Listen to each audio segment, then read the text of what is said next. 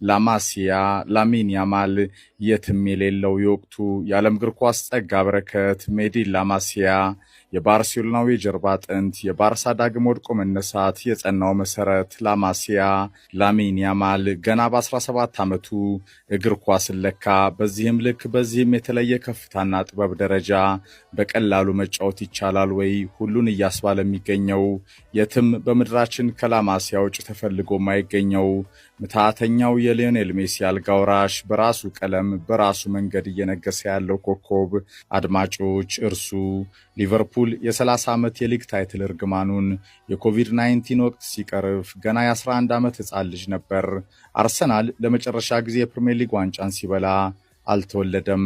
ዩናይትድ የድል አባቱ ሰር አሌክስ ፈርጉሰንን በክብር ከሸኘ በኋላ እንደቆመ ሲቀር ገና የ4 ዓመት ሕፃንም ነበር። ስፔን በ2010 በታሪክ ለመጀመሪያ ጊዜ